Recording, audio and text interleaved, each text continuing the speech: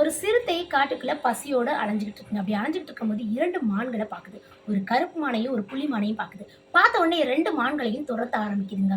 ரொம்ப தூரம் துரத்திக்கிட்டு இருக்கும்போது இந்த சிறுத்தைக்கு என்ன தோணுதுன்னா, கருப்பு மான் ரொம்ப டேஸ்ட்டா இருக்கும்.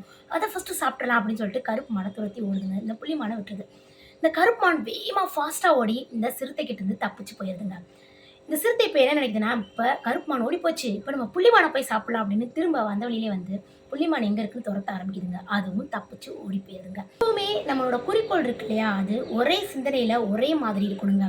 அந்த சிறுத்தை ஸ்டார்ட் பண்ணும்போதே கருப்பு மான சாப்பிடணும் அப்படின்னு நினைச்சிருந்துச்சு அப்படின்னா, ஈஸியா அது வேட்டையாடி சாப்பிட்டுருக்குங்க. ஆனா அந்த 2 மானையும் பிடிக்கணும் அப்படின்னு இதுவா, அதுவா அப்படின்னு டவுட்லயே கடைசி வரைக்கும் ஓடுனதுனால எதுவுமே இல்லாம, எதையும் அடைய முடியாம, ஒண்ணுமே இல்லாம ஆயிடுச்சுங்க.